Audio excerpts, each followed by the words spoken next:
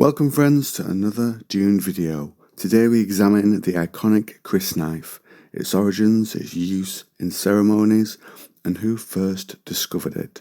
Spoilers for the books and the Dune encyclopedia throughout. Let's get straight into it.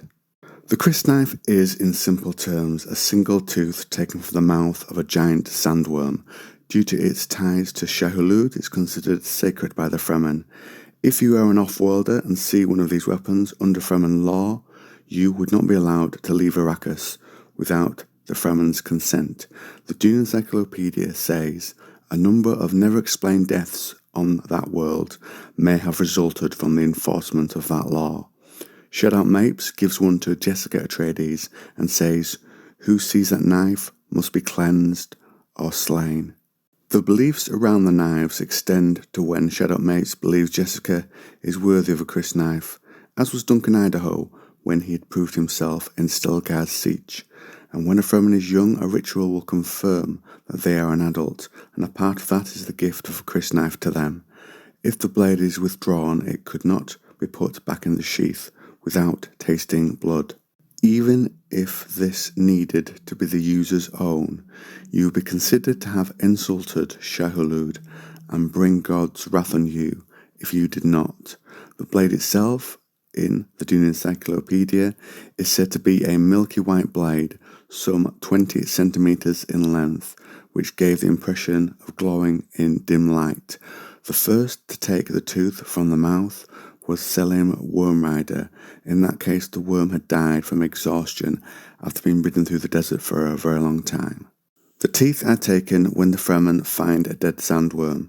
As many as could be carried will be taken into the siege, blessed and made into knives. There are two types produced by the Fremen. The first is fixed and the second is unfixed. A fixed blade, which could be stored for an indefinite period of time, was treated by exposure to a series of electric currents, which fixed the blade's electric field and kept it static. An unfixed blade remained stable only so long as it remained in contact with a living human body. Deprived of exposure to that body's electric field, it was weakened and crumbled within a matter of hours. The unfixed blade was used more commonly by the Fremen, so that it would not fall to anyone looting a Fremen body. If a Fremen was going to be captured or die in battle before the blade would break down, they would shatter it to keep it out of others' hands. The tip of the blade, where the tooth's nerve would have been, would normally be filled with some poison made from desert plants. The Fremen would use the poison more often against animals rather than an enemy they respect. The knife would have a raised lip around the handle to protect the user's hand if the other's blade came down its length. The Crys Lnife might have been styled after the Kinjal dagger, a blade the Fremen would know through their dealings with the Imperium.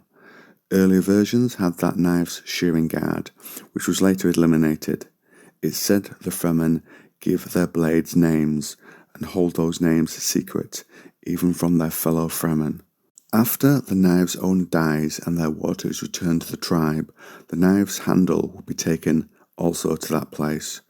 But if it was shattered in a fight, the Fremen believed that person had offended Shai-Hulud, and so had taken his strength from the tooth.